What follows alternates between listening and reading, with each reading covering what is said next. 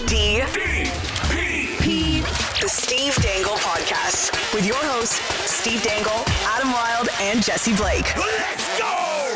And today it stands for Super Duper Picks, like Ron Francis made. Super Duper Picks, not Steve Dangle Podcast. Can I ask two questions? Yes. No.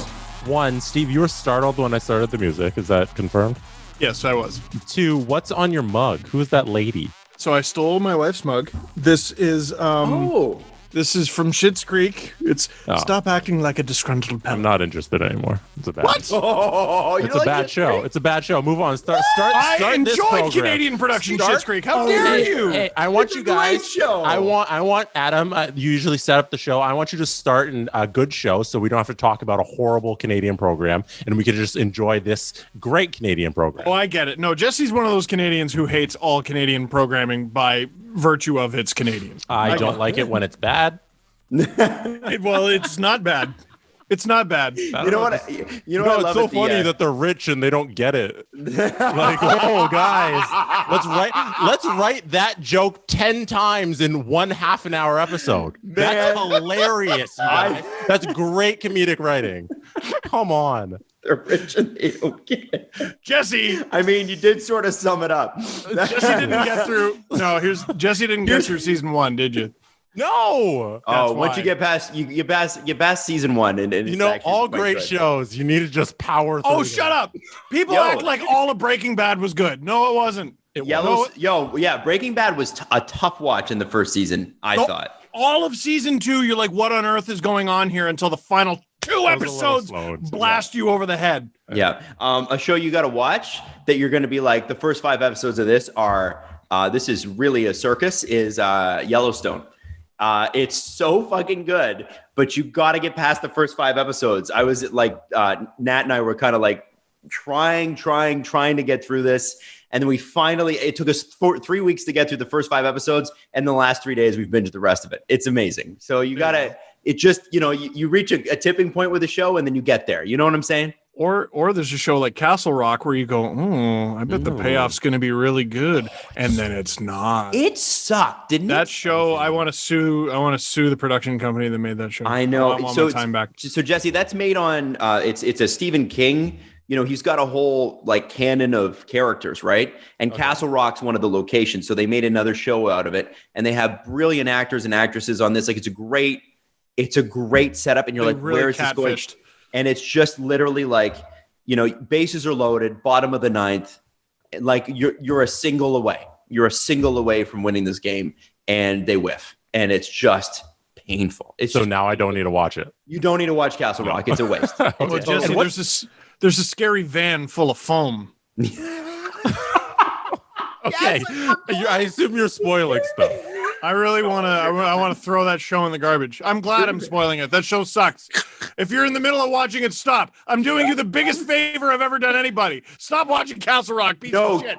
Keep watching it if you're in the middle of watching it, so you can realize at the end how right Steve was about that take. That was a good take, Steve. Absolutely, not a good show. What is Yellowstone streaming on? Amazon Prime, and it's on. I think it's on the same station that Bar Rescue's on, and on normal cable. What I think it's whatever that is. Yeah, but yeah, go do Prime. I just like Bar channel? Rescue. I like that show. It's a great show. No, man, I'm telling you, Yellowstone will blow you away after a while. It takes you a while. The Kraken. Yeah, let's get cracking. Okay, so let me be honest with you guys. Your YouTube stream was better.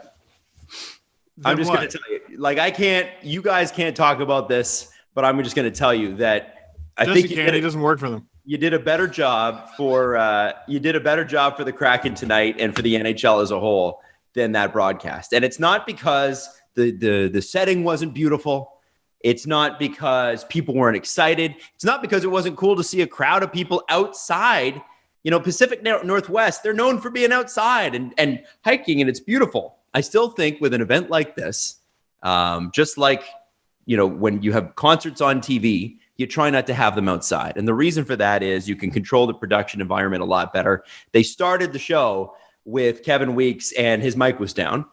And then they bring out Ron Francis and his mic's down and he goes, you just see him like talking into a microphone, nothing coming out. And then, it's great to be here. That was it.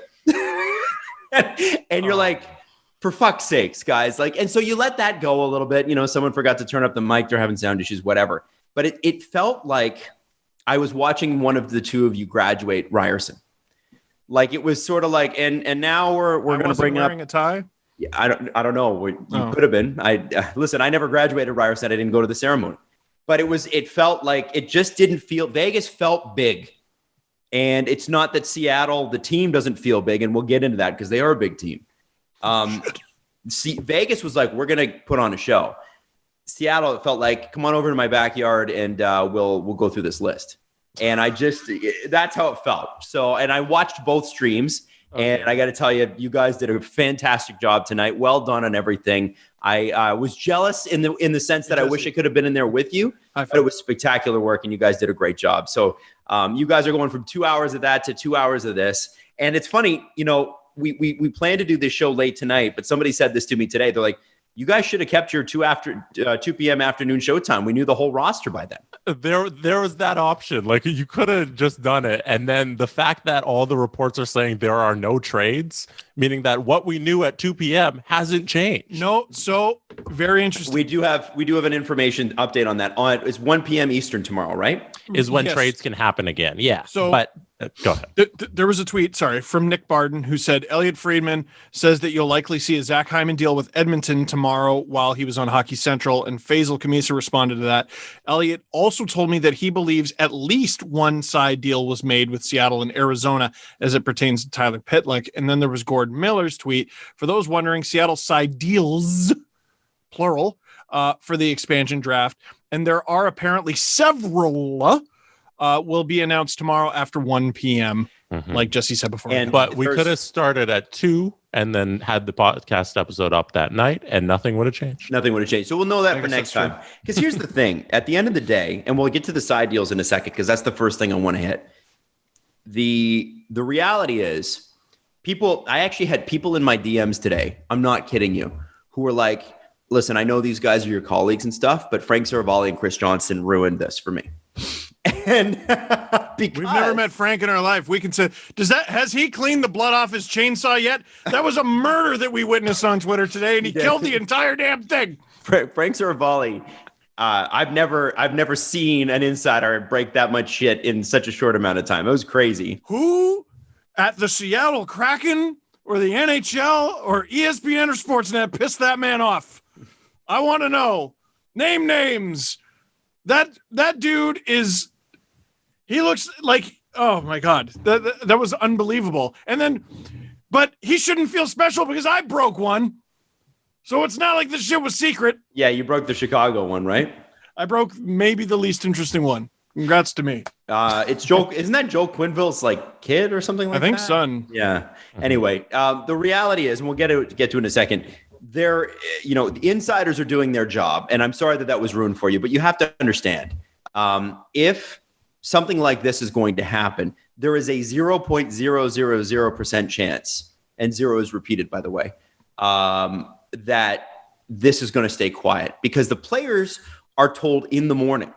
They're told so that some of the players can actually fly in, like we saw today with Giordano and Tanev and Fleury and all the people that actually got to go up on stage. Alexiak was there too. We got to bring him up in a second. And so, there's no way that the players and the families and the agents and the teams involved are not going to leak this information. Someone's going to talk. So if you wanted to be surprised, I think the best thing to do is, first off, you must have forgotten how Vegas went, because it was much the same. But if you did forget, next time, understand that you got to stay off the internet. If you really want this to be a big surprise, and you want to be like, wow, I can't believe Fowler and Dominic Moore are going to bring me the big headlines, which is that's who did the hosting today, gentlemen. Then is that what it was? Yeah, it was Fowler from Cam Fowler. Not Cam Fowler. What's his name? No. He's like a football guy. He's going to be a part of the NHL broadcast now. He's not a player. He's just a broadcaster. Anyway, I remember his last name. Okay. He called the Carolina Hurricanes the Carolina Panthers. I think he said Cale Fleury was a defenseman. It was just a lot. It was good. It was real good. Is that why? Because I saw they changed their name on Twitter. Oh, that's very funny. Yeah, they've changed their name to the Carolina Panthers now on Twitter as well, the Hurricanes. Seems like we missed a lot. Oh yeah, you did. It was. Anyway, it wasn't, guys. It was not a good show. It was. The reality is, if you wanted to not have this shit broken, then stay off the internet. And I'm sorry if you did, but like, frankly, there's no way. There's not a hope in hell this stuff's going to stay quiet that long. And don't say Frank. Don't say Frank. It's a very sore subject for me right now. People were saying that the NHL must be super pissed about this. I think they probably expected it. And what I did find interesting was that this wasn't even, if you look at it from a broadcasting perspective, this wasn't even a main channel Sportsnet event. That was the Blue Jays. And so, it was, I think it was on Sportsnet 1 or Sportsnet 360, which is one of their specialty channels. So the NHL didn't view this as premium watching. And I think they missed an opportunity. Right? This was like, this, I don't believe they saw this as a huge broadcast. And I think when you look at the way it was put together, it was spectacular for the fans who were there. Like if you were in the crowd in Seattle and Macklemore came out, there were a lot of people who were really excited to see Macklemore. I'm sure it was really exciting seeing Sean Kemp, Gary Payton. Pretty cool, right? Lenny Wilkins came out, also a Toronto legend, not just Seattle. You see these guys come out and you're like, well, this is really cool. They really embrace the city and its history and its music and its sports and everything else. But, for the people watching at home, this has been the only thing that we've had to talk about for this offseason. Every conversation about free agency, trades, everything this season, and some of last season has been dominated by the pending expansion draft of the Seattle Kraken. And I think the NHL missed an opportunity here to make this into like a concert-like event. I understand maybe not wanting to do a show inside because of COVID. Fair enough. I'll give you that. Even though I still think it should have been. You had no problem packing Tampa's arena. I'm sure this would have been fine too. Maybe you didn't have the right venue. Maybe Seattle's arena that's been fully revamped wasn't ready to go. I'm sure you could have found something like a concert hall, something like that seated 5,000 people. My point is, I believe they missed an opportunity to make this like the NFL and the NBA drafts, which are can't fucking miss television. And even if you are a passive fan of the sport and you've never heard of whoever's coming out of Baylor this year, going 23rd overall, you're fucking jacked. You see the guy sitting at the table like waiting for the phone call from the general manager. Oh my God, that's drama. Mm-hmm. The NHL, it's like, well, we got a couple of guys and Ron Francis in a golf shirt, and this is what we're gonna do. There's a level that the NHL has yet to attain with every piece of entertainment. And this is the thing: if you have a brand, and this is the brand thing, a brand is a promise continually kept. My problem with this broadcast was that if the NHL claims to be high-end entertainment, then make everything high-end entertainment. I've only seen a few clips, but it looks like it was filmed at a rib fest. Yeah. And like I go all the time. I love Rib Fest. The Mississauga Rib Fest is way too expensive. Side note. Yeah. And like, don't line up for food in the GTA. Do you pay for per rib? Or? Yeah, so you have to pay for entry and then pay for each meal, or pay for your tickets. You get like 10 tickets and then you go to each booth. Ridiculous. If the Seattle draft was the Rib Fest, then yeah, it's terrible. And every year there's at least one guy who's like, all right, there's a Rib Fest. I'm getting into a fight. And he ruins it for everybody. Very true. Yeah, beer fests are like that too. Mm-hmm. It's always like some jackass from out of that one at least makes sense. Yeah. Okay. Well, anyways. Sorry. Well, I'm just saying, I feel like we could have done better than a bad golf fundraiser for this, but I'm sure for the fans who were there, it was fucking awesome. The background was spectacular, absolutely gorgeous. But did you need to know that the Pacific Northwest was gorgeous? Sure, you want to have a look at that. I just think we got to get away from the hokey and the cheesy and get into let's make this dramatic entertainment. Now, I do want to say this, seeing the Seattle jerseys, the home and away jerseys, pretty amazing. Oh, yeah. Wow. Yeah. Did they ever knock that out of the park? And I said to Steve and Jesse over lunch yesterday, I was like, I'm not sure about that logo. I'm not sure. And then I saw it in the jersey and I get it now. Oh, yeah. No, it's a really good jersey. Vegas and Seattle did a really good job of being very distinct. You know, like they don't look like any other team. Tampa, I know you're the back-to-back champs and everything, but it's a Leafs jersey. It is. It's a Leafs jersey with a Lightning logo on it. And like, that wasn't your inaugural one. Like you had a long time to come up with that. And someone in a boardroom was like, what if we did a Leafs jersey with a Lightning logo? People are going to be so mad about that. You can't say that. People are going to be mad about that. Okay, put them side by side. Well, do you see the stripey is here instead of... Shut up! They're the exact same! Shut up!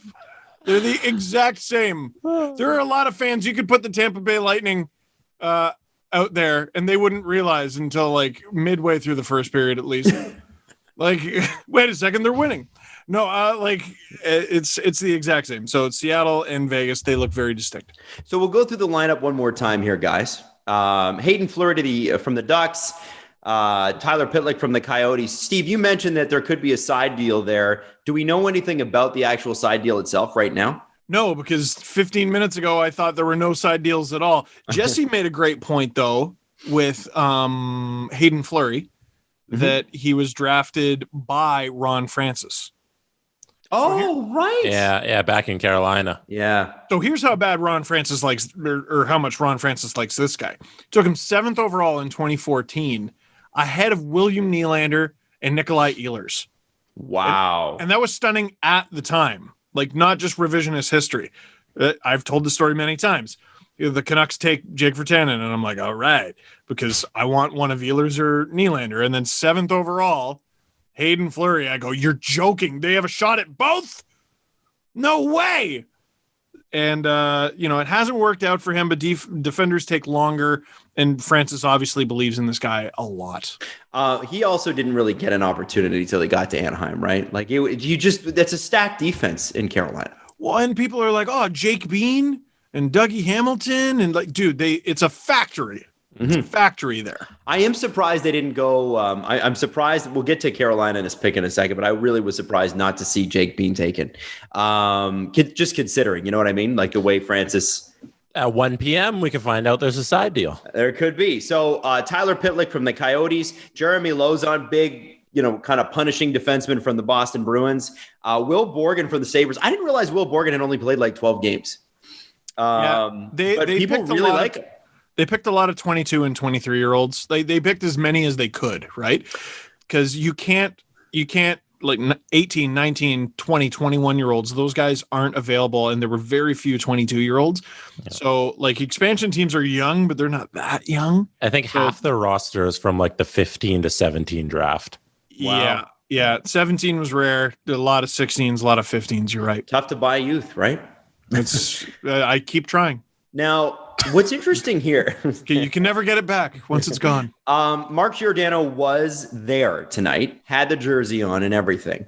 But from what we're hearing on Hockey Central, Elliot Friedman said that New York is looking for, the Rangers are looking for a veteran left shot defenseman, and that Seattle and New York are talking. So it was interesting to see Giordano there, but he could be flipped in the next couple of days, maybe as early as tomorrow. Surely there's no way he was there, unless did they use the event as leverage?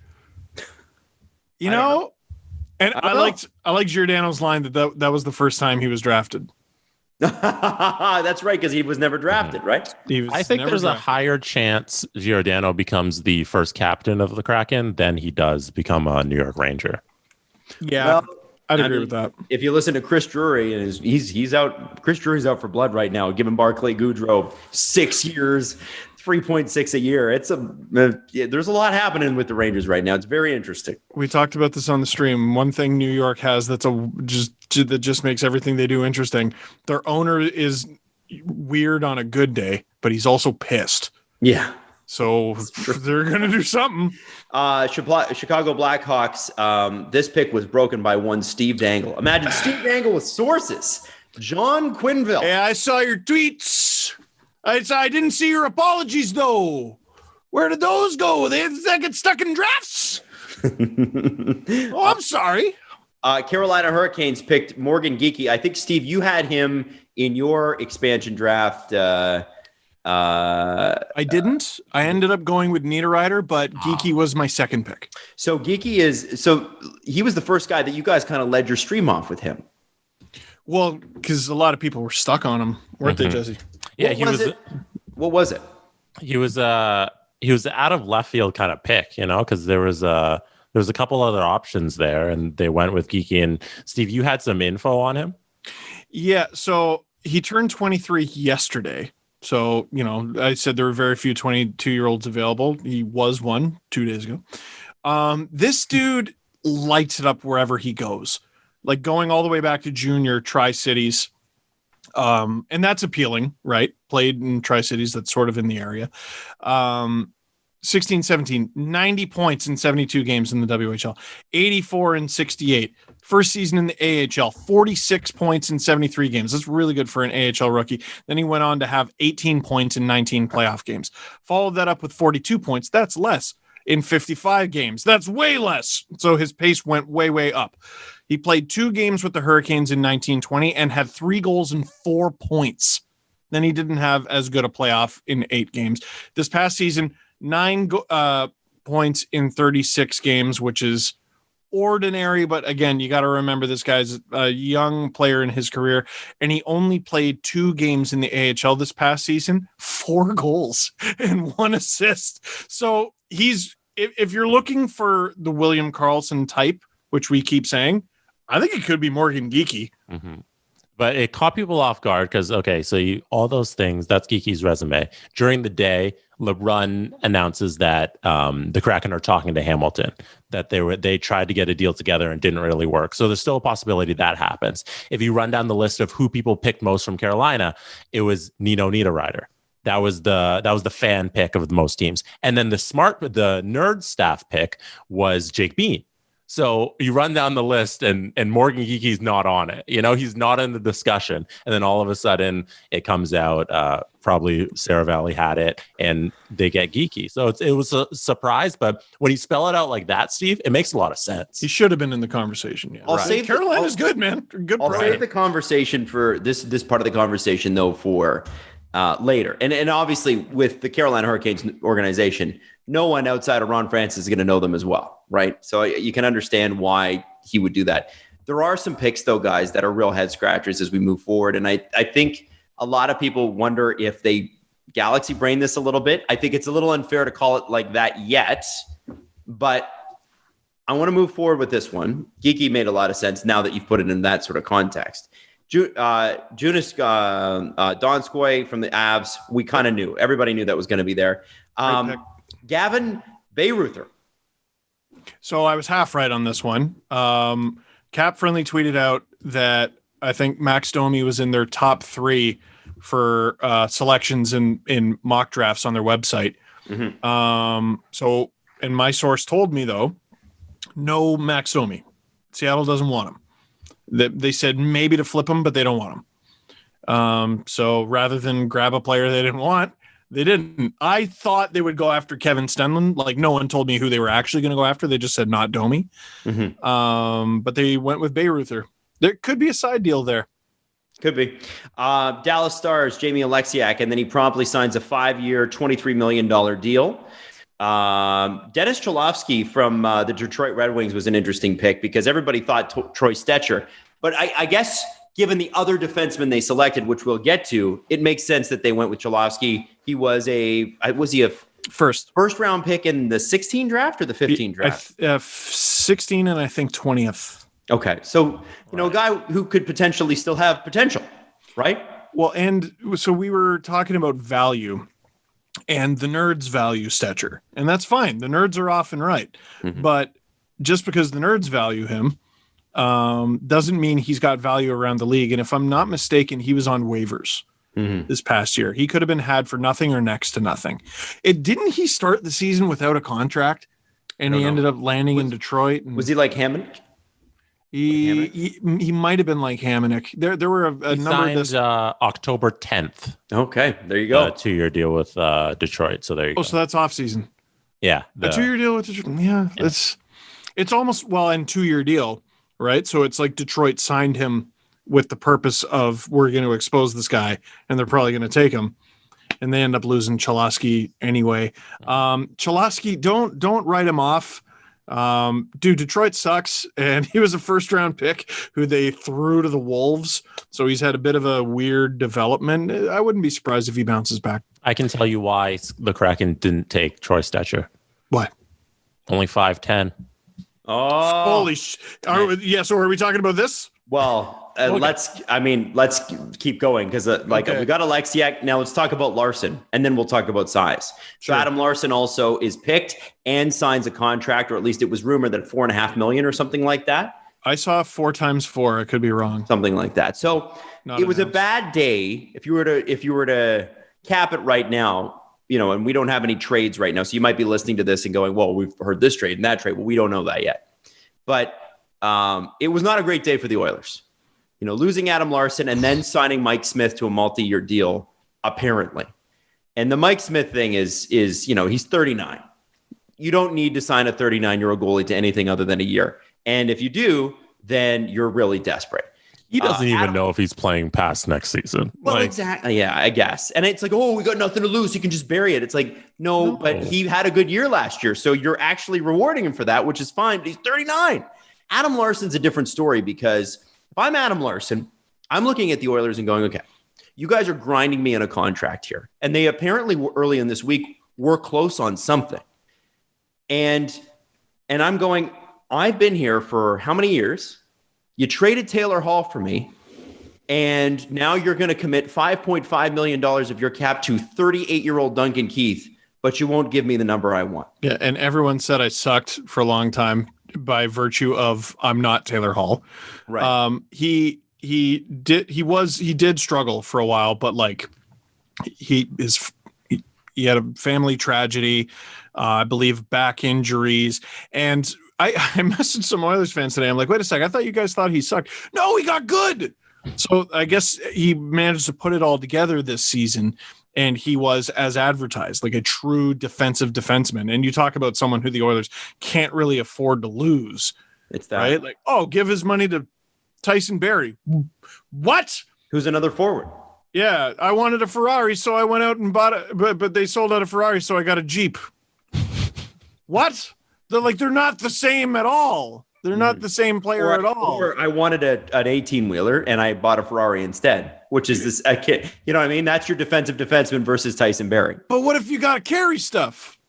Like okay, you'll go fast, but with nothing.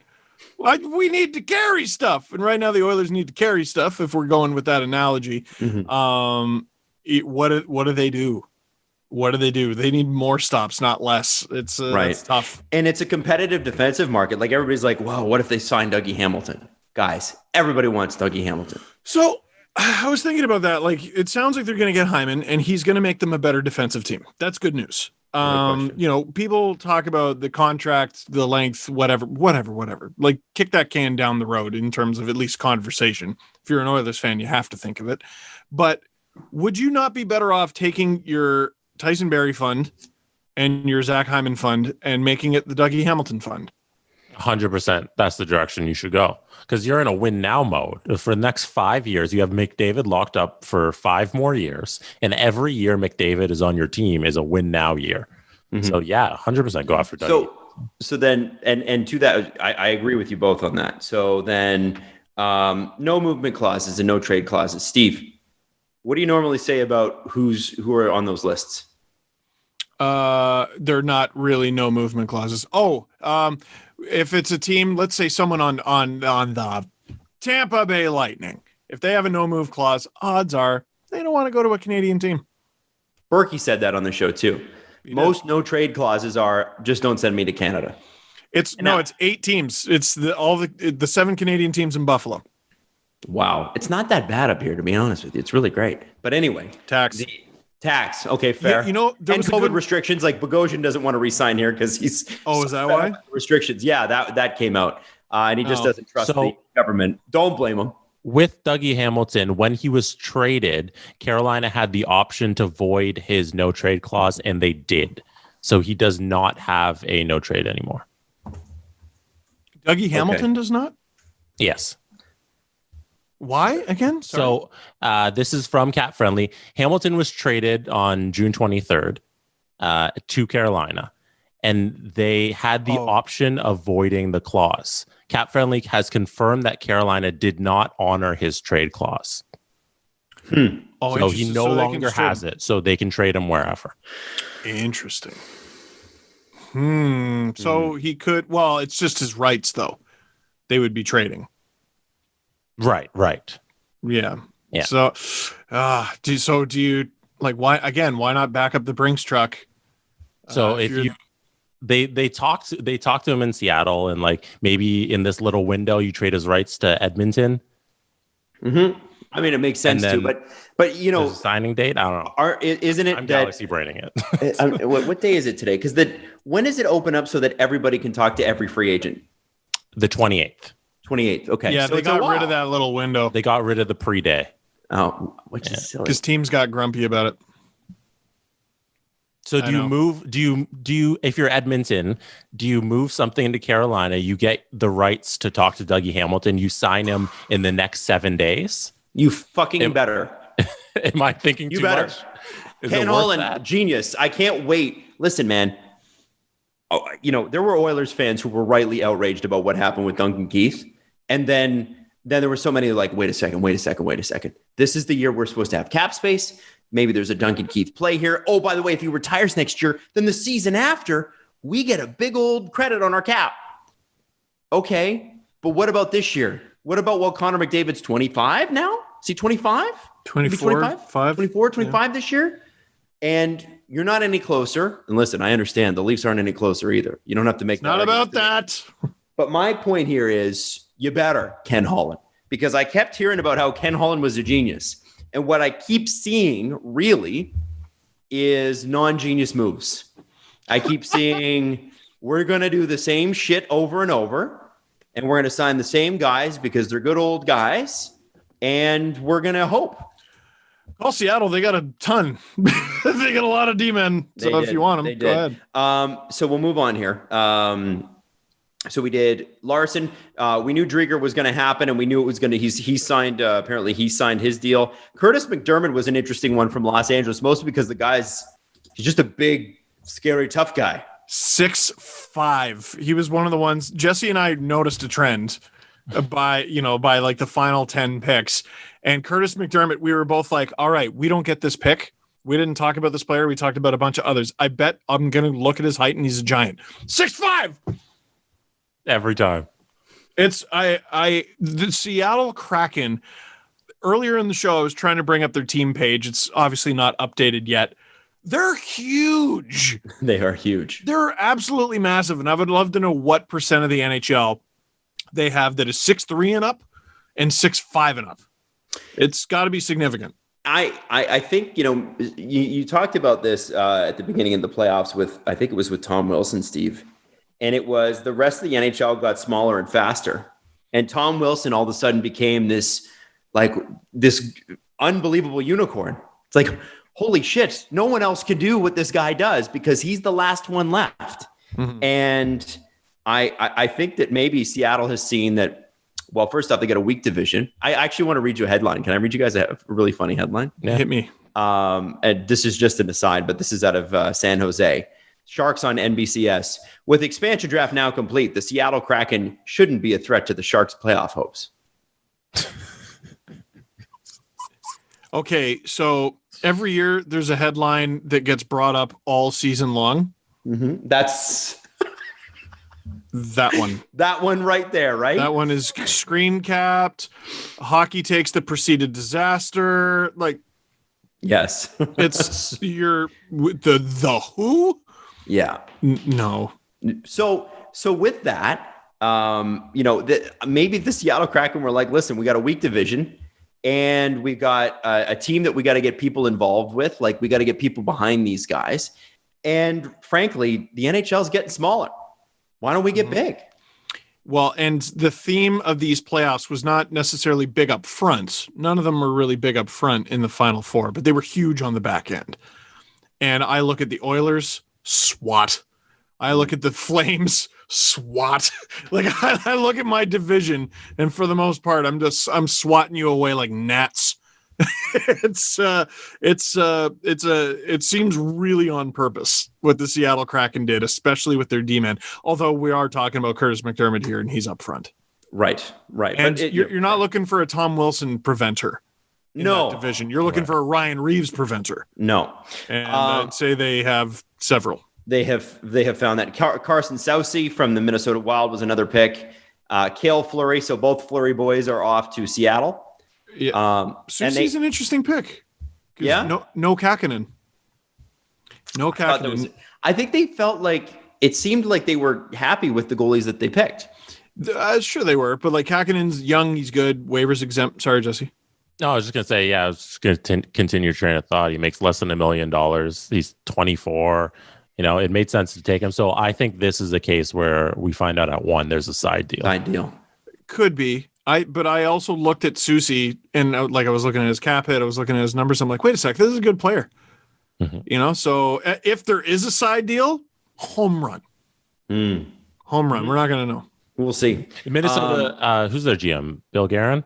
Yeah. Yes. Yeah, he also said before the draft, they'll take who they'll take. So he poo-pooed a side deal beforehand. If he dies, he dies. GMs are liars. Yeah. Yeah, exactly. They traded 4 firsts. Cale Fleury from the Montreal Canadiens, Calle Yarncroc from the Nashville Predators, Stanley Cup hero for them. And I have to say, they had Marshawn Lynch introduce that pick, and that was fun to see.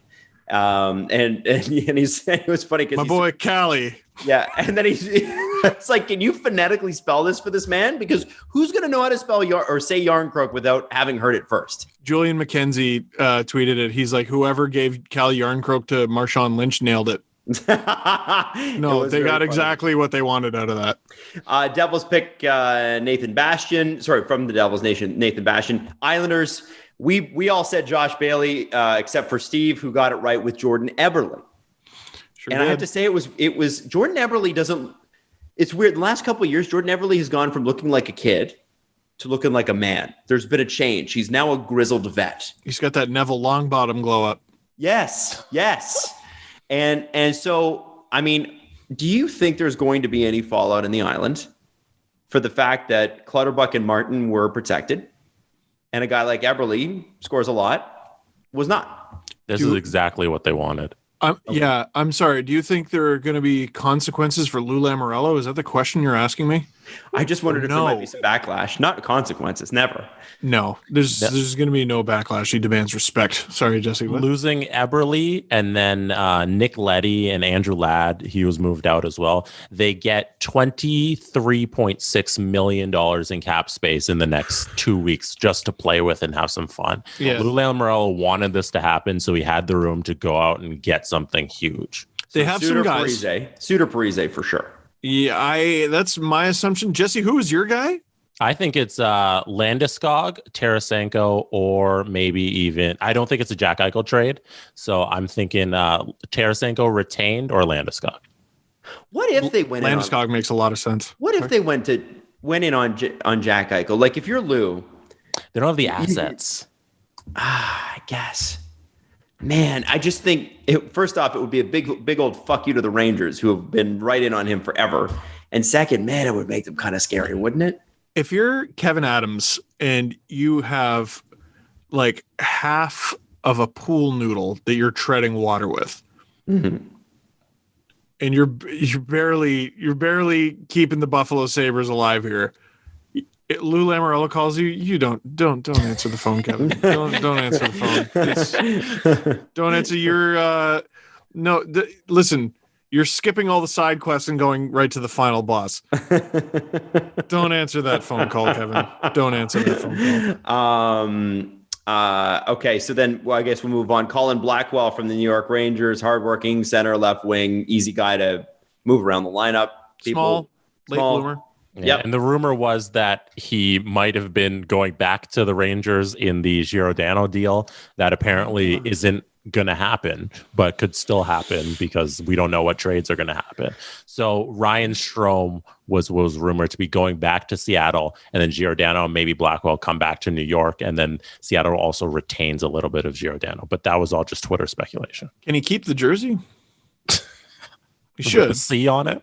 Yeah, can Giordano keep the jersey too? Yeah, both of them. Put a G on it. If you're on stage they fly you out and you're on stage, they put a jersey on you, you're probably not getting moved back to over to New York, you know? I have a very difficult time believing that. And if you're Giordano, like, it's not just that you did this to me, it's that I have to fly from Seattle to New York. I'm mad at you right now. Well, Calgary to Seattle to New York. Yeah. Like, bro, that's a lot of miles. It's a lot of even more kilometers.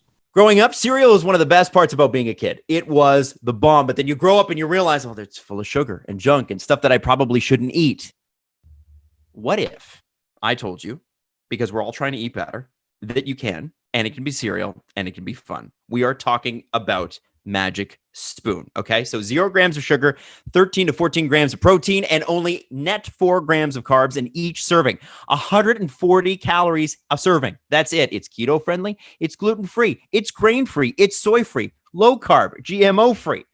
You can build your own box or get a variety pack. Available flavors include cocoa, fruity, frosted, peanut butter, blueberry, cinnamon, all the ones you remember from being a kid that you loved so much. And if you go to magicspoon.com/SDP to grab your delicious meal, try it today. You can use that promo code and you get $5 off your first order. Again, that's magicspoon.com/SDP. And Magic Spoon is so confident in their product, it's backed with a 100% happiness guarantee. So if you don't like it for any reason, they will refund your money. No questions asked. One more time, magicspoon.com/SDP to save $5 off.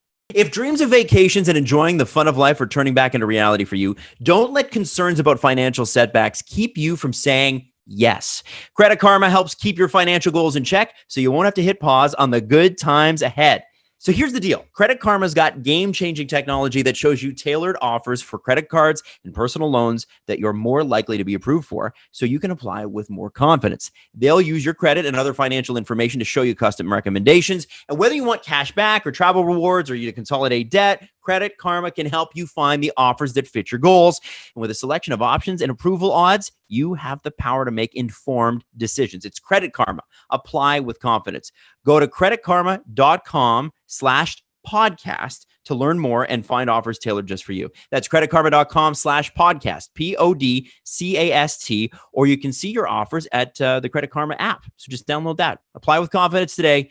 Go to creditkarma.com/podcast or the Credit Karma app. What interferes with your happiness? Is it something that you feel like is preventing you from achieving your goals? Like, so for instance, for me, before I was able to actually talk it through with a therapist, serious anxiety issues, things that I would spin out of things before I would even walk into a room. Like, there'd be a meeting and I'd be freaking out about how the meeting was going to go before I'd even walked in. BetterHelp will help you assess what your needs are and match you with your own licensed professional therapist. And as somebody who's taken multiple years of therapy, it's so worth it. Now, you can connect in a safe and private environment, super convenient, and you can start communicating in under 48 hours. It's not a crisis line, not a self-help book either. It's professional counseling done securely online. You send a message to your counselor anytime. You get timely and thoughtful responses. Plus, you can schedule weekly video sessions. And we're talking about licensed professional counselors who specialize in anger, family conflicts, LGBTQ plus matters, grief, self-esteem, trauma, sleeping, anxiety, stress, depression. Anything you share is confidential. It's convenient, it's professional, and it is affordable. Now you can get 10% off your first month by visiting betterhelp.com/STP. Again, join over 1 million people who have taken charge of their mental health. Be one of them. It's betterhelp.com/STP. Summer's here and hotter days are just around the corner. Keep cool with the help of our friends at Manscaped, who just launched their 4th generation performance package, which includes the Lawnmower 4.0. That's right. You heard that right. 4.0. Complement your summer grooming routine with a trim from the leaders in male grooming. The sun is shining and calling your name, fellas. Join over 2 million people worldwide who trust Manscaped and get ready for the summer. You got to get Manscaped, and you can get 20% off plus free shipping with the code DANGLE, DANGLE. Just Check that out. It's super easy. Now, here's the thing. First off, the new Performance Package 4.0 includes the Lawnmower 4.0. Truly the GOAT of all men's body trimmers. And goats would know they're hairy. Their 4th generation trimmer features a cutting-edge ceramic blade to reduce grooming accidents thanks to advanced skin-safe technology. That's trademarked. The Lawnmower 4.0 also has a 7,000 RPM motor, a new multifunction on-off switch, which can engage a travel lock and gives you the ability to turn on a 4,000K LED spotlight so you can be a little bit more precise. And, you can put a little sunshine on it. You know what I'm saying? Did I mention the trimmer is waterproof too? So in the shower or in the sun, doesn't matter. Lawnmower 4.0 is the best trimmer for you. And like we said, get 20% off free shipping with the code DANGLE at manscaped.com. That's 20% off plus free shipping with the code DANGLE at manscaped.com. Stay fresh this summer and shine with Manscaped. Joey Decord, Jesse, I believe you had him picked from the Senators. Mm-hmm. The big fan. I can't pronounce Carson Twarynski, I think. Twarynski from the Philadelphia Flyers. Brandon Tanev, who none of us had, from the Pittsburgh Penguins. I said my original pick was Brandon Tanev. I said it on the show. I was like, I wanted to pick Tanev, but the contract was a little too much in too many years. So I went with, I forget, Lindgren, I think. Mm-hmm. But yeah, Tanev, I'm a big fan of Tanev, what he does, because he's the energy guy in your bottom 6. I said this on the live stream, but yeah, and I think you plug him in. It's just a little too many years for what he brings, but at a better number, Brandon Tanev's a perfect player. I'm probably stoked I lost Tanev because I'm Ron Hextall. I just got here and I didn't sign that shit. I did not sign that Brandon Tanev contract, but now Pittsburgh's got this interesting hole where he lost McCann willingly and also Tanev. So they're going to have to replace that a little bit. And Ron Hextall, with his first off season and a bunch of cap space, time to have some fun. Have you considered the fact that Ron Hextall could be a double agent for the Philadelphia Flyers? Like, it's all I think about. Like, Ron Hextall managing the Pittsburgh Penguins is hard for me. Do you know? Like Ken Dryden working for the Leafs? Yes. You know how he made him better? It was an accident. He didn't mean to. All the footage of him clapping, he couldn't read his lips, but he was going, darn. Oh, God. It's just weird, right? It's like another win. It would be like Joe Sakic managing the Detroit Red Wings. You know what I mean? Yeah, or like Alex Tanguay joining the Red Wings, What? Or Mike Modano playing for the Red Wings. Or Daniel Alfredson play. Why do they play the Red Wings? Stop doing that. Alexander True was the pick from the San Jose Sharks. Vince Dunn, not a total surprise from the St. Louis Blues. There were a couple other people. You can see why Vince Dunn's the kind of guy that needs just a change of scenery and an opportunity.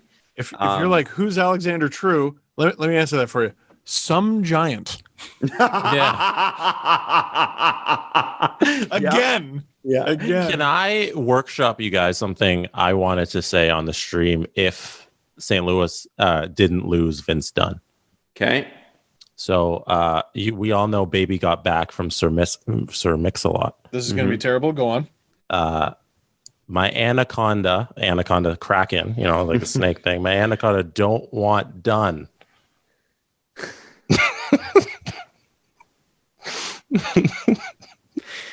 Is that necessary? Follow the guys on Twitter at Steve_Dangle. What the fuck?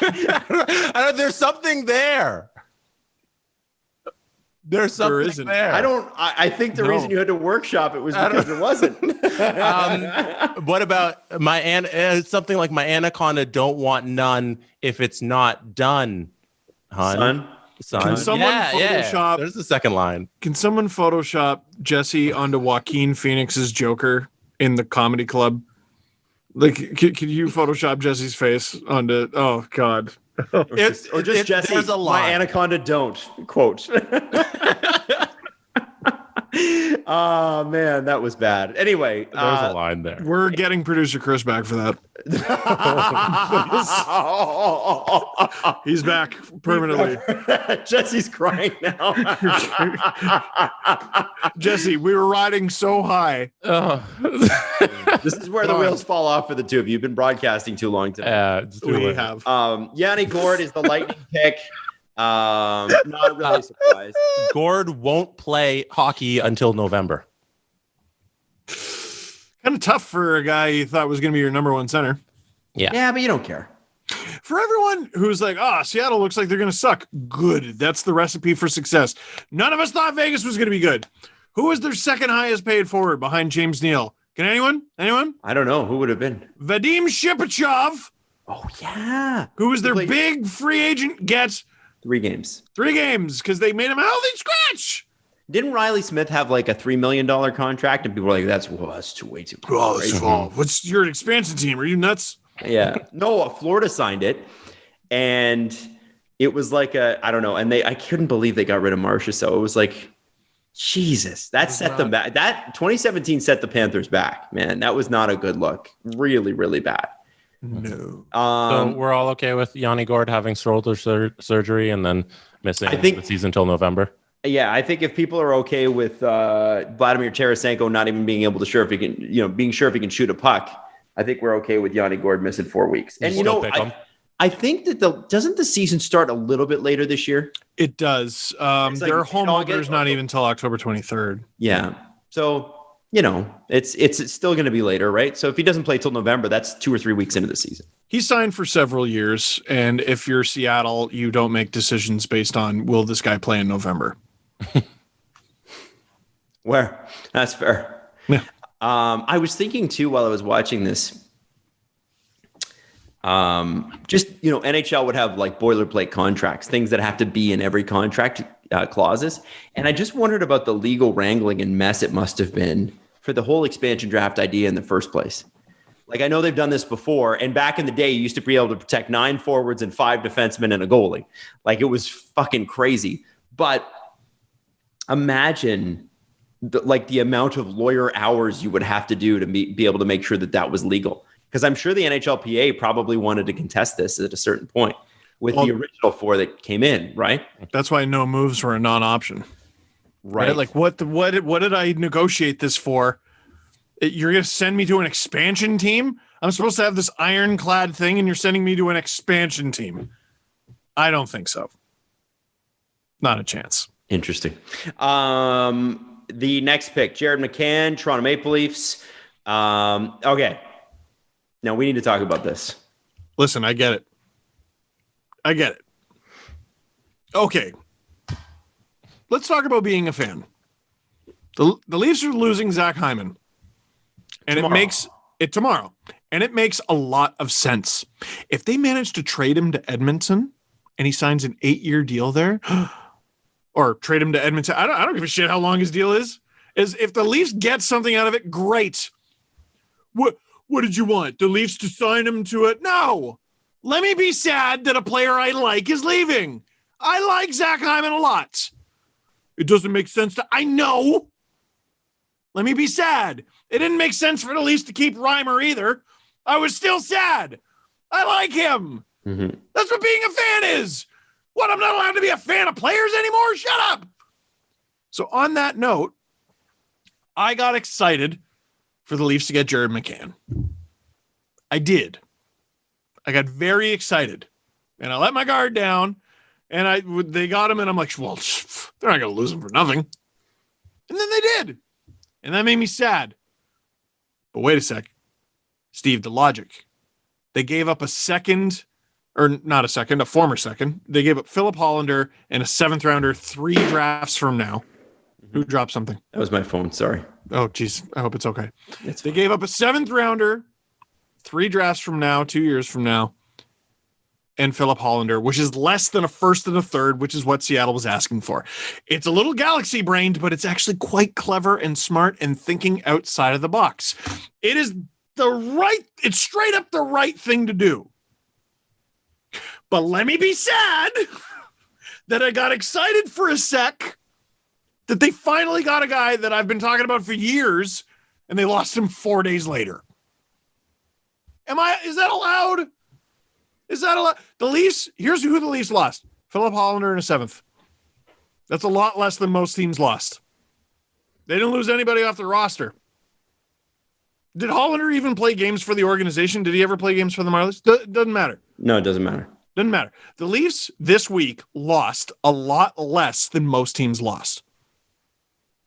Some teams lost. Some teams lost. Some teams lost. Yeah, some teams lost less. I don't know. Way less. But The New I wanted Jersey Jared pick is McCann. less, you know. Don't tell me McDermott from LA was on par with McCann. Well, Well, McCann's not what they lost. That's the thing here. It's a 7th in Holland. So here's Yes. the thing. They did, though.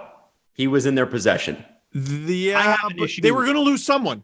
Right. They I had have to an lose issue. someone. Here's my issue. Okay. Okay.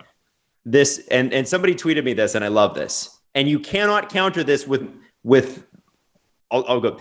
I might. Trade a 7th pick for the person's like, if you trade a 7th pick for Gretzky and you leave Gretzky unprotected and choose instead to shield a run-of-the-mill defenseman, then Seattle takes Gretzky. Ha ha. Well, the Leafs only lost the 7th when you think about it. And if you read this tweet, he said, if you read this tweet and you counter McCann isn't Gretzky, you're avoiding the point. The fact is, these guys had an opportunity to make a change in terms of what they were able to get. They could have stolen McCann and they could have dropped a run-of-the-mill defenseman, quote unquote, on Seattle. Now, I have been a proponent from the beginning. The Leafs should have protected Kerfoot, and McCann would have never been a Leaf at that point, right? At that point, it's like if you're doing 7 forwards, 3 defensemen, You could have done both. Well, you could protect them both, I guess. You could have. Could you? There was absolutely a scenario where the Leafs could have. So they would have had to expose Hall. Then they could have protected Matthews, Marner, Tavares, Nylander, Kerfoot, McCann. Throw a name out. I don't know. Engvall, Simmons, doesn't matter. That was the problem. They only really had 6 forwards worth protecting. Right. So you could have. And so a lot of people are coming back to me and saying, listen, Justin Hall is pretty tough to replace at $2 million. And fair. That is fair. That is true. It is hard to find guys who make $2 million. A homegrown right-hand defenseman. The Leafs have very few of those. And the best part of the Leafs last year was their defense. The defense was not a problem. And you found someone who you can staple next to Muzzin, and it just works. You can staple anyone next to Muzzin. Every defensive partner Muzzin had this year had positive effects. Look up Dermott and Muzzin. They were great together. But it works. Jake Muzzin. It's not Justin Hall. And guys, my issue is asset management here. You take the best player available and you figure the rest out later. But then you lose Hollander, a 7th, and Hall. Instead, you lose Hollander and a 7th. Mm-hmm. I refuse to look at it. Nope. McCann was property of the Toronto Maple Leafs. Am I fucking crazy here? Or was he a Toronto Maple Leaf? Was he not the selection of the Toronto Maple Leafs? You're ignoring the purpose of the trade. Right. I know what the purpose of the trade is. The premise of the purpose is what I'm arguing is wrong. It's just they should have never protected It's Justin. a delayed 3-way trade is all it was. It's you're sending McCann to Seattle is how you can just look at it.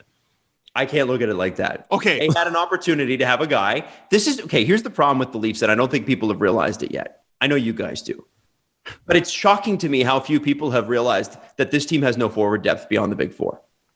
And without Hyman, it's going to get worse. Yeah, but and they were not going to protect Kerfoot in the first place. He was going to be the guy that was exposed. I don't think Leafs management understands how thin they are. I don't think it's July 21st and the trade window is not even open. Like Agreed. this is something we criticized on August 5th when the free agency window's open. The trade window has been open for like 2 weeks. And then we take an assessment of what the management has done with the team that didn't perform in the playoffs. Right now, it's like, okay, there hasn't been time to do anything. The draft hasn't happened yet. We criticized Holland. So because he's done things, he's done some the Holland deal with the team. Like they did Keith, they lost Larson. Like there's been some movement in Edmonton, but there's still time. Like this isn't the opening day roster. This is not October 13th. We don't know what the Leafs are going to look like. So saying that they failed in the forward group isn't a correct assessment of their team going. I think it is to this point. I think but there's not enough time to do anything. It's a failure. It is. You've lost the more valuable player. And then let me throw this at you guys. And I don't know if you've heard this because you probably were on the air. Chris Johnson said today on Sportsnet that the Leafs are not going to he doesn't see them making a big move. When he was on with us a few weeks ago, he said, I think they're going to have to. Now he thinks they're going to bargain shop. So they are running this roster back. Not I'm going to save. I'm emotionally exhausted from this past season for a variety of reasons, right? I'm going to save my anger for when I need to be mad. Okay. I don't need to be mad yet. I don't need to be mad yet. Okay. August 1st is soon, and it's forever away. That trade, the hold on trades. Trade freeze.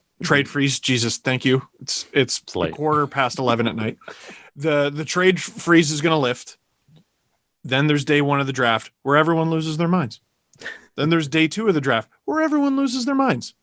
Then there's going to be a few days for everyone to continue to lose their mind before free agency when everyone loses their mind.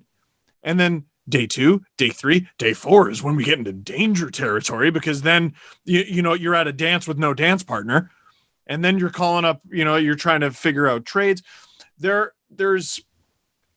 want to see what they come up with here. And I'm not going to have the full picture now. Now, speaking of dates, let's go back. Let's go back to July 15th. That was a week ago. 6 days ago. Let's go back to July 15th. Oh, God. Okay. Who are the Leafs going to lose? Who are they going to lose? And then I appear from a vortex and I go, Steve, I'm you from 6 days from now.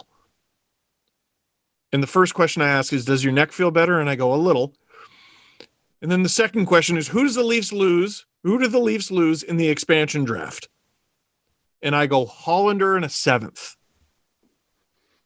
Me from July 15th goes, fucking A. That's pretty good. It's pretty good. And that is why I don't look at McCann as ever having been a Leaf. Now, there's an argument. They should have done this. They should have done that. Fine. But the situation is a big, scary monster was going to take someone from them no matter what. Mm-hmm. And they did a lot better than they did, I'd say, top 10% in the NHL in terms of what they lost. And Kerfoot has trade value. They can still trade him. Yeah, I don't know if he's going to be on the roster come the next season or whatever. I kind of don't think he will be, to be honest.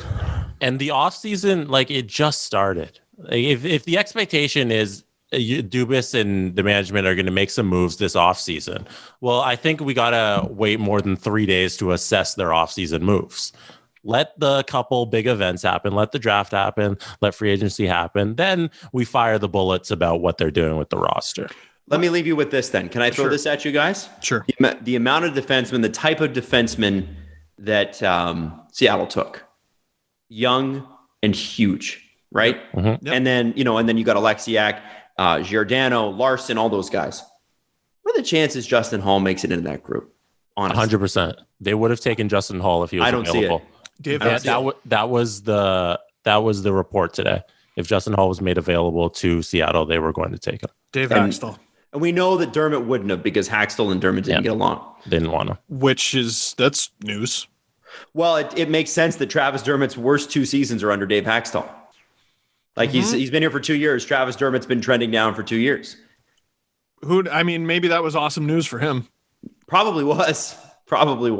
And he probably knew, I'm not going to get selected. The guy doesn't want me. Yeah, but Justin Hall, that's a guy Dave Haxtell trusted on his shutdown pair. Right? Okay. So I think Hall absolutely would have been taken, yeah. Would it have been the right choice? I don't know, but I think he absolutely would have done it. Okay. Can I read a tweet from Chris Johnson, who is subtweeting us? Is he? Can I read it? Yeah. Ron Francis on selecting Jared McCann from the Leafs. I'm a former Sioux Greyhound, so that helped. Man, this is another misunderstanding I think people had from last show. You brought up the Sioux Greyhound thing, and people were like, you don't like Jared McCann because he played for the Sioux, played in the Sioux for the Greyhounds. And I'm like, no, that's not. That comment and that conversation had nothing to do with Jared McCann or the Sioux Greyhounds. It has to do with the general manager who continues to acquire people from one team of the same vintage. And I'm starting to be like, okay, man, are you I get it. I get it. You were at the Sioux. You knew them that well. But your job is to know many more people that well. There was I don't remember who made the tweet, but it was basically like, okay, here are all the Sioux Greyhounds Kyle Dubas has brought on board. First of all, it's an enormous list. Second of all, they're really good.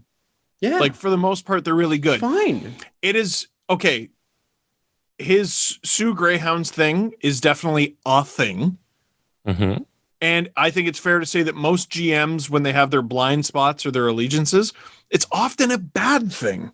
It often is. Mm-hmm. So it's just something I'm flagging.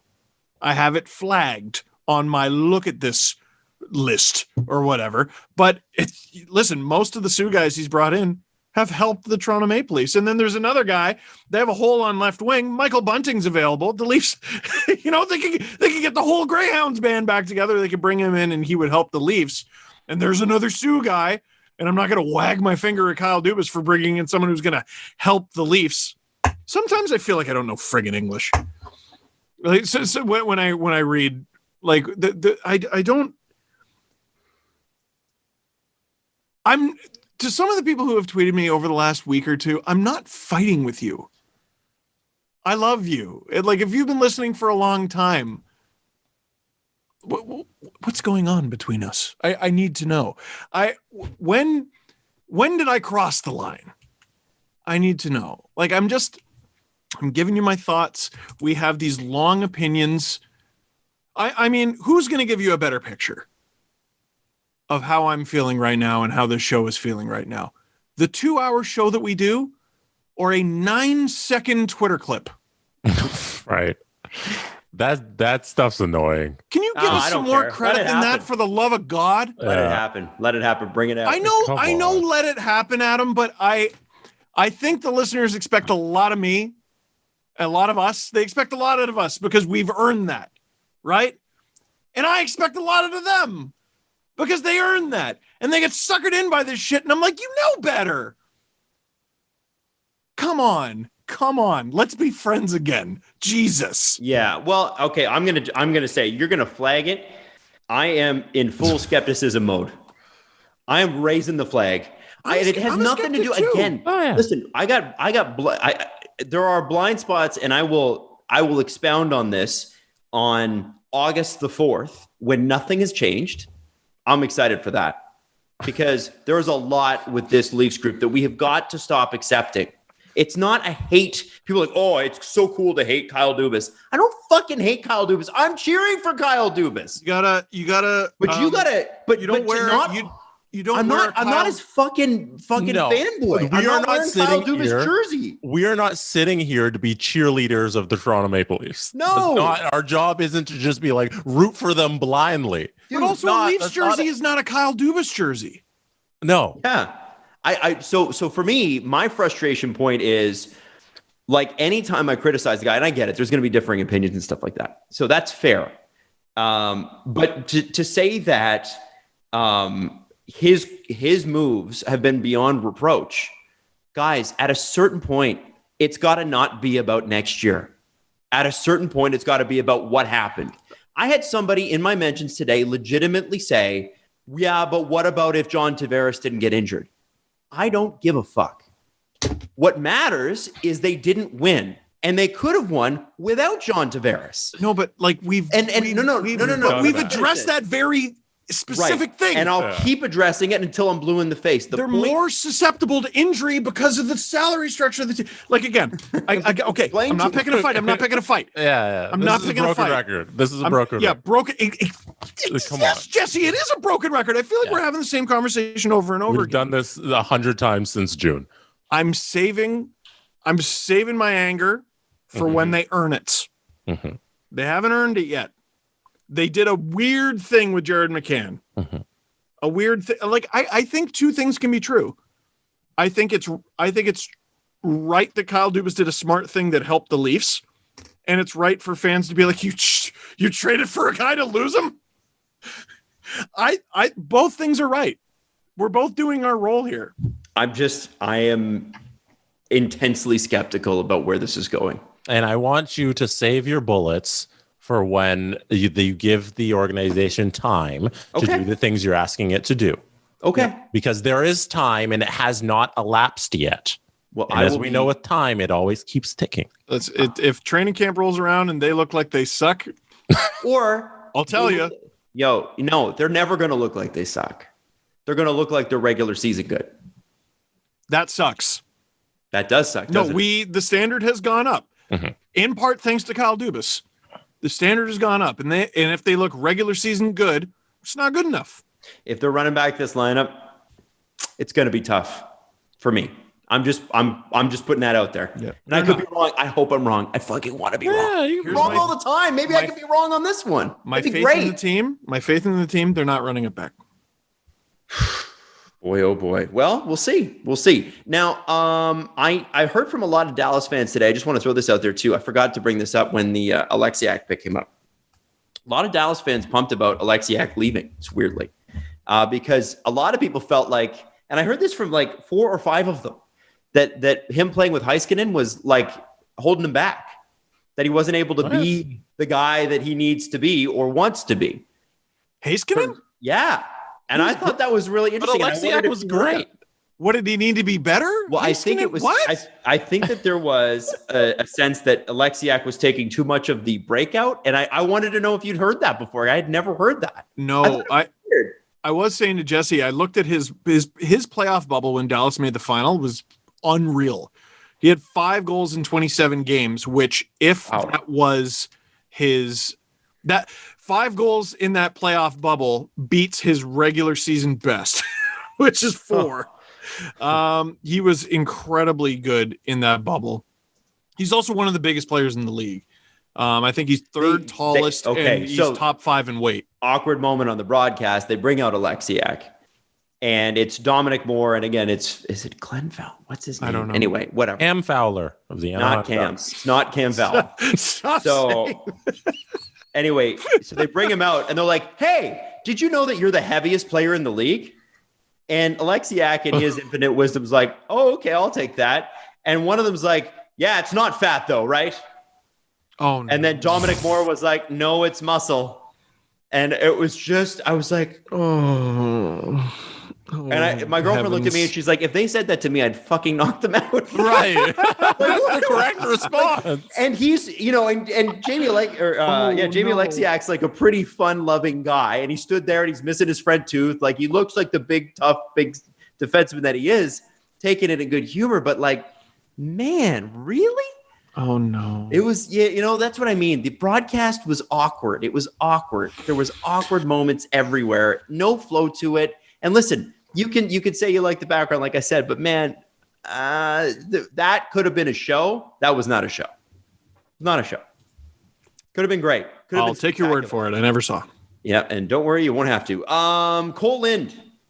We'll get to the last 3 picks. Cole Lind is the guy that the Canucks lose to Seattle. What do you know about him? Good pick. He's one of the – sorry, I'm bringing this all up. We've talked about so many damn players. Mm-hmm. He's one of the youngest guys that they managed to get, a former second-round pick, 33rd overall, so barely a second-round pick, from 2017. Jesse was mentioning a lot of 15, 16 draft guys. He was one of maybe 2 or 3 17s.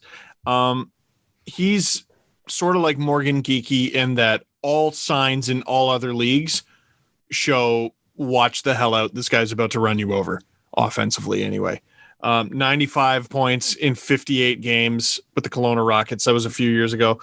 Goes the AHL. His AHL numbers are good. Bit of a lackluster AHL full rookie season with 17 points in 51 games. Then he has 44 in 61. And this season in the AHL, he had 8 in 8. Now, he had no points in 7 games with the Canucks this season. But what do we know about the Canucks season? It was a goddamn mess. Right. So I wouldn't take too much from that.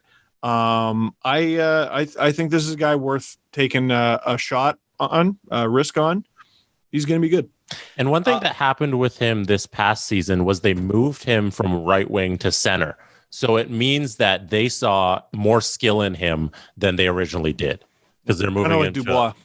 Yeah, they're moving to a more important position because they're like, hey, this 22-year-old has some promise here. So it's a great pickup by Seattle. Your favorite team broke your heart lately? You know what I find is the best cure? It's a good night's sleep.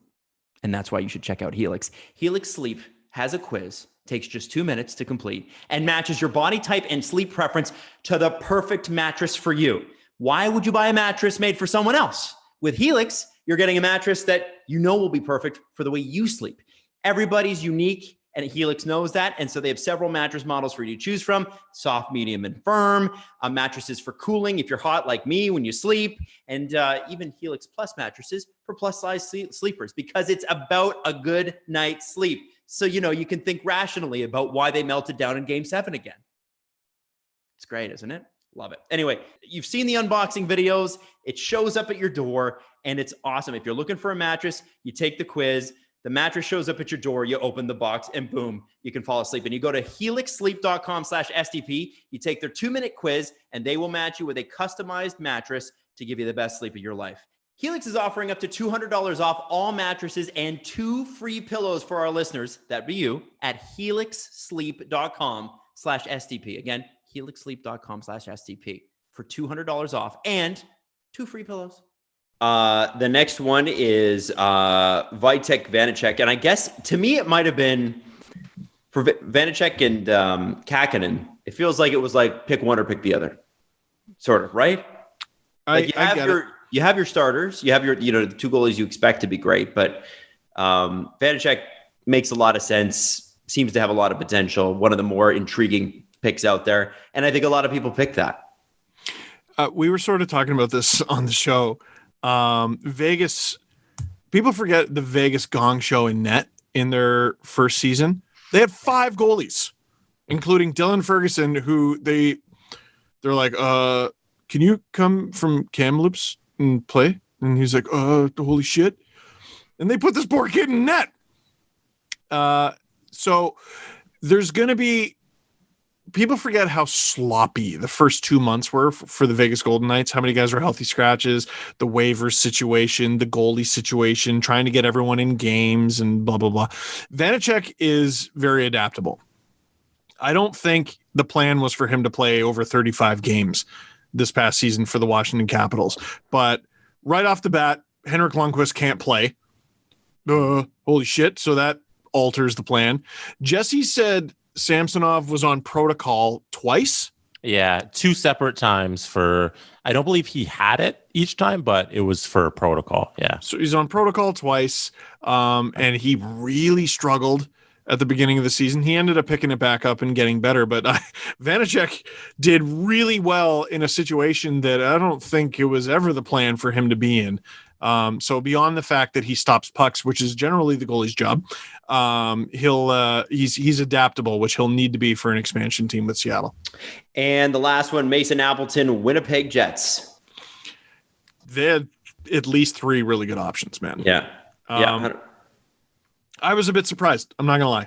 But so Jesse and I were talking about this. They have 1,000 defensemen anyway. And DeMello would have been good. Mm-hmm. I don't know if DeMello is exactly the style that they wanted necessarily. Certainly not, knowing now what they were after. Size was huge with that. Yeah. But he's still extremely good. But so is Mason Appleton. And Mason Appleton you go out and get because we looked at their team up front and we're like, they're kind of thin. Add Mason Appleton to that, who's coming off a fantastic season for the Winnipeg Jets. I noticed him every time he was on the ice in the, 10 games that the Leafs played against the Jets. And that's a team where you can easily get buried with all the firepower that they have. He was great. Really good player. He'll make Seattle better.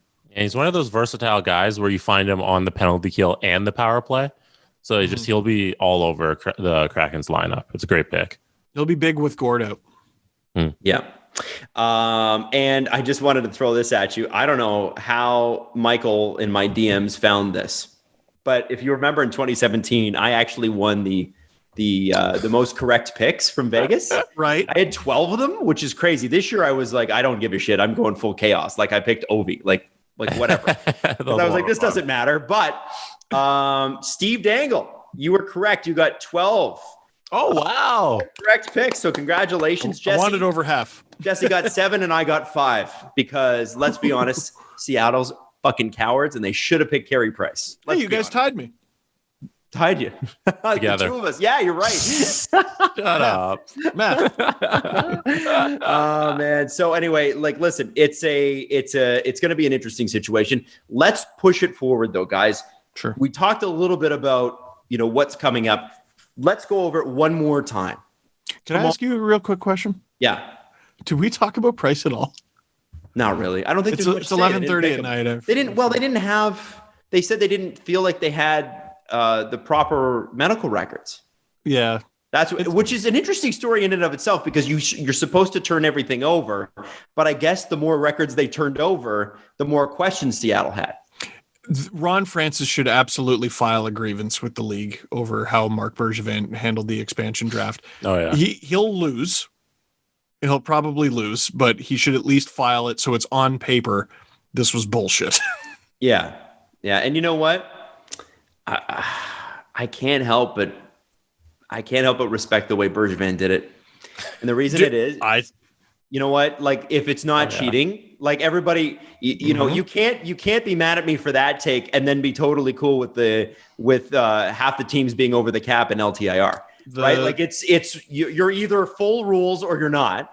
And Marc Bergevin played in the gray area and he won. I already said they lost to a team that was 18 million over the cap, and now we're all going to feel Marc Bergevin's wrath. Yep. And Adam, I don't know if you caught it, but I found it just fascinating when Friedman was on 31 Thoughts on, I guess it was yesterday's show. Great episode. And he said point blank that there's probably some bad blood between Francis and Bergevin over this whole situation. And that Bergevin was playing chicken with Francis, and he dared him to call his bluff, and Francis didn't do it. So I wonder how that relationship's going to go going forward. Before game one of the season, who's Seattle's most intriguing rival as a fan? Montreal. 100%. Yeah.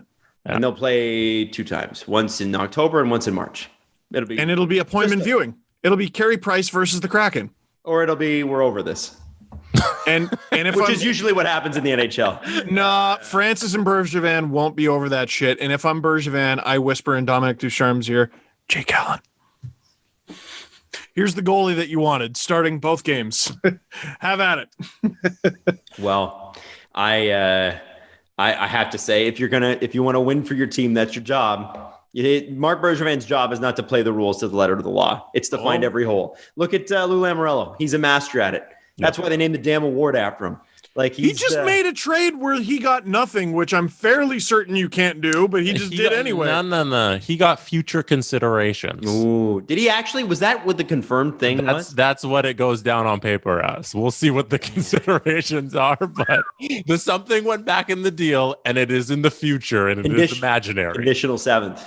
If Andrew Ladd did that shit. If Andrew Ladd writes a New York Times bestseller 5 times, then we have to give you a 7th rounder. That's what it is. That's the future considerations is the biggest cop out, because it's usually a conditional 7th, which means nothing. So future considerations is nothing. It has also been like Robin Regeer when he was like a rookie was future considerations. I found this doing a trade tree once. Whoa, but he was a good defenseman. Right. Yes, he was like a 1st round pick, and he was future considerations. I want to say involved in the Theron Fleury going to Colorado. Trade. Interesting. Yeah, that's how he ended up in Calgary. Yeah. Oh, yeah. He was huge in Calgary. I remember that trade. That was crazy. Yeah, future considerations. Oh, and then that ended up being a 1st. What? Future considerations is all over the board, man. Hey, I got a question. Why can't you just trade a player for nothing? Why can't you just give a player away? I guess. Like, why do they have to put a label on it to be like, hey, you know what? The Islanders are giving Ladd to the Coyotes. For money. Is that what waivers is for, though? And it's to make it fair, and someone else can grab them. That makes sense. Are there limitations on phone numbers? Can they not pick up the phone? I don't know, man. The league, it just makes no sense. Like, just make it easy, man. Just say, oh, we're fucking giving them up. And these guys want them. we're fucking giving them up. Just honestly, put that. Adam, you know what? The Islanders fucking gave up Ladd for nothing. I don't know if that's gonna fly, but what the fuck? Like, I think it should. Adam's right. You're a funny guy, man. Yeah, I don't get it. I don't get it. Might have to massage that one a little bit. Okay, well, we'll workshop it, Jesse. Okay, that's all I'm asking. Workshop it a bit. Yes. Hey, so okay, I do want to look forward. So tomorrow, 1:00 Eastern Standard, and you might be listening to this at 1:00 Eastern Standard on Thursday. What are we open for? What's the big thing? 6 trades. No. I'm just asking what happens. What opens up at 1:00? We get to see why the hell some of these picks happened.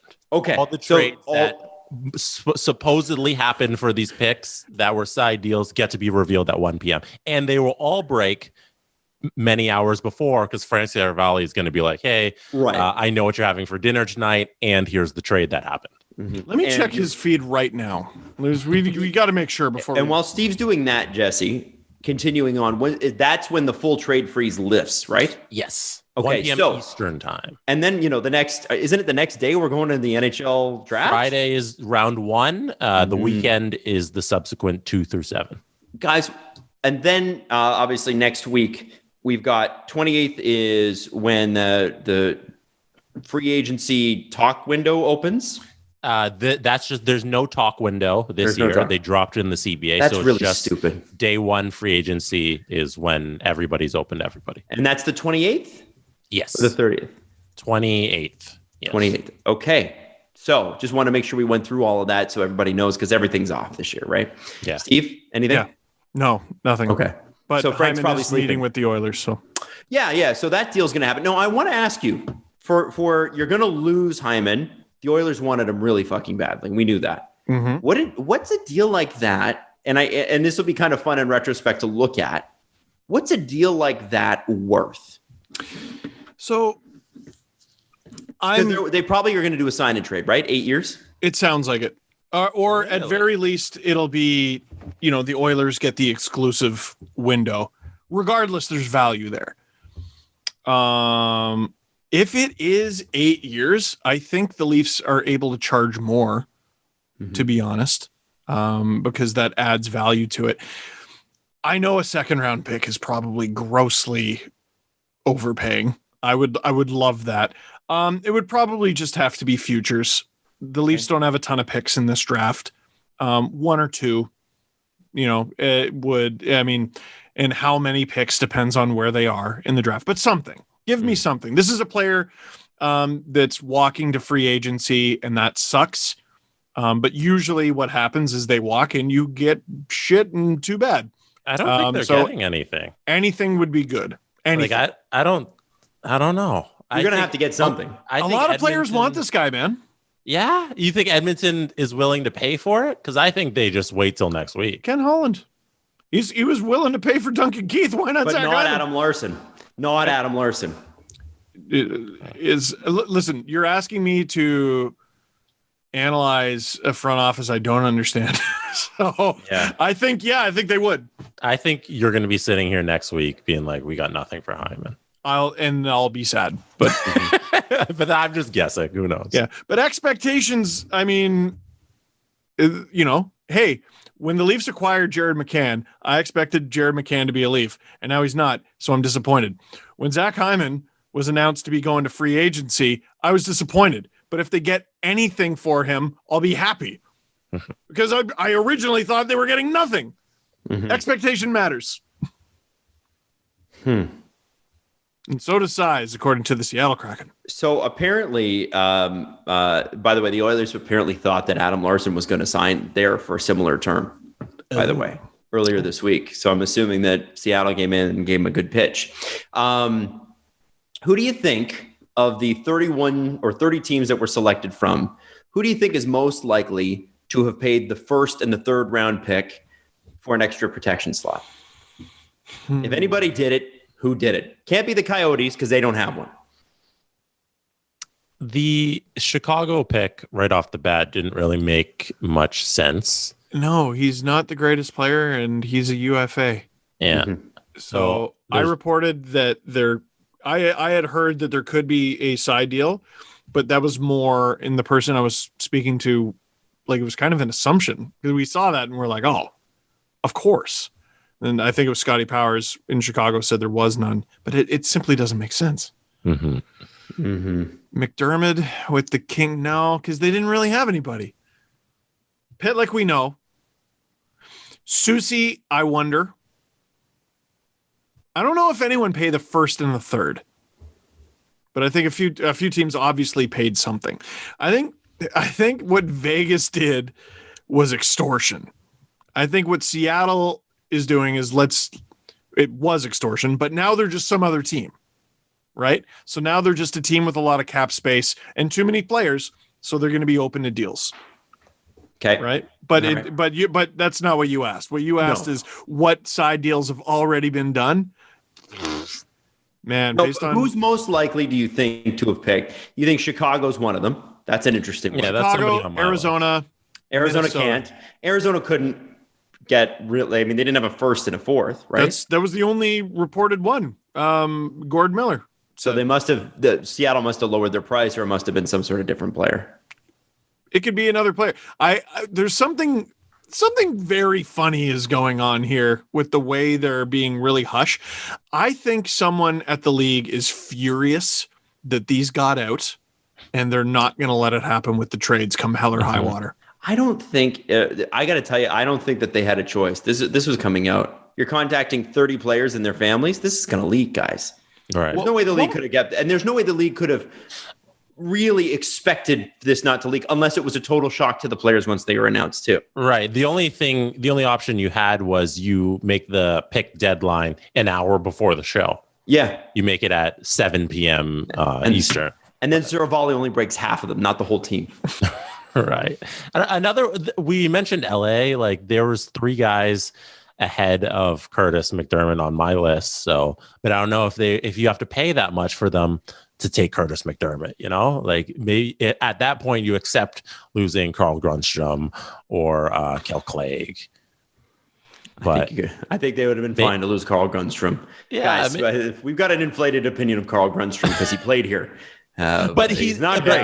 I would take him over a 27-year-old undrafted defenseman who's kind of just been middling in the NHL, and he makes less than $1 million. Like I'm taking Grundstrom over that, and for some reason Seattle went with the giant defenseman over a forward who might have potential in the league. I also want to mention too, guys, that it looks like Taylor Hall is closing in on a 4-year deal at $6 million per with the Boston Bruins. That's what the rumor was today. So we'll see about that. Yeah, not bad, right? He wants to be there. They want him. I want to read a little bit of Mark Spector's article before we go here about the Adam Larson thing, because I think we're going to find out more about this tomorrow. Mark Adam confirmed Larson, my John Quenneville thing. Thank you, Mark. Adam Larson was confirmed offered the exact same amount of money and the exact same amount of years as Seattle offered him. And what's interesting about this too, guys, is that, you'll say, well, Canadian taxes. Well, taxes in Alberta are the lowest in the country. Like they're very, very low. They're like America low. I remember working out there. It was cool. Except for, public services and things like that. Now, the problem is that he chose another team. He was a good leader. He finally put it all together. They offered him the same deal. Chose another team. Carry on. I love the way you talk. It's so good. It was sweet, man. I loved keeping my paycheck. But then when I had to spend 9 hours in the emergency room, I didn't like it so much. No, what are you in the emergency room for? Keep going. I forget. It was something stupid. You forget? Yeah. It was not a fun day. Okay. The thing is, and this is where I would like to know what happened. I would like to know what exactly happened where Larson said, I don't think so. Players seem far less willing to put up with shit this summer, don't they? Yeah. Larson, Landeskog. Mm-hmm. And those are 2 guys who, were they not both top 5 in the same draft? Was that not 2011? I believe both Team Sweden, they would know each other. And I wonder if they're talking to each other and just going, I'm pissed. I'm pissed about this and that, and I feel disrespected. And there's something you can follow, by the way, if you want to add some more gas to the Landeskog to Seattle fire. Mm-hmm. There's a little something. I'm just spitballing here. Players are less willing to put up with shit. And I think Larson knows what he's been through in Edmonton. And the fact he got any pushback at all, he said, nuts to this, I'm gone. Mm-hmm. By the way, Mike Smith, I just found the terms out for what Mike Smith is going to make. Can anybody guess the 2-year deal? Do you know what it's worth? I do. You already know? Yeah. Jesse, what'd you say? 2 years, $2 million. 2 years, $4 million. Per? Two per year. $2 million. I was about per to year. faint. Oh, so it's two per two. Okay. No, yeah, two. Yeah, I guess it's 2 by Okay. 2 by 2. Yeah. I suppose that is the way that everyone else says it. Yeah. I thought it was more than 2, actually. Did you? Yeah. No, it was 2 big. It's too much. That's rich. We said it earlier. Like, he's 39. I don't know if he knows if he wants to play past next season. Why are you giving him this contract? Why did he need 2? Like, why did he need 2 years? Yeah. What did you think he was going to get? Let's say he's good this upcoming year, right? What's wrong with taking it year by year by year? You know what I mean? Yeah. Like, what come hell or high water? No, I need my 2. That one I don't get. I think there's 3 deals right now we look at for Edmonton: losing Larson, acquiring Keith, and signing Mike Smith. I think they're 0 for 3. Can I do a shout out before we wrap? Please do. This shirt. First of all, it's one of my favorite shirts. It fits me really well. It's from Daryl Boyce's clothing company, and he sent me it, and I tweeted it, and he's like, dude, you didn't mention the company because I'm terrible at this. So at Shinny and Co. CO, Daryl Boyce, Leafs legend. Check it out. And then go to sdpn.ca and spend more money. There. We don't have the shirts there, but we have. We don't have. No. Sorry, I should specify those are 2 different Is it for companies. charity That or was is it very just his company? confusing. I don't know what it's for. I just like the shirt, and it's Daryl Boyce. He got his nose ripped off. It's crazy. Okay. Are you guys buddies now? We DM. Oh, okay. Cool. All right. Well, listen, we won't do a press conference tonight. It's already almost midnight. Oh. Do you want one, Jess? Do you want to do one? No, I have no questions. Okay, good. We So we're have not exhausted everything. Jesse, that's the right answer. Thank you. Yeah, so we're going to wrap it up because our boys are tired. But we'll see you Friday, and we'll have another show then. And, I guess we can get prepared for the draft at that point, and we'll have some trades to talk about, which will be nice. We'll see how creative they get. We'll see how I'm curious to see how creative Ron Francis gets specifically. It's very, very, very interesting. So have a great one. We hope you enjoy your Thursday. Hope you enjoy your trades. We'll see you tomorrow when you're listening to this. We love you, and have a good one. Frank Saravalli knows what you're going to do. The Steve Dangle Podcast. Follow the guys on Twitter at Steve_Dangle, at Adam WYLDE, and at Jesse Blake. Connection complete.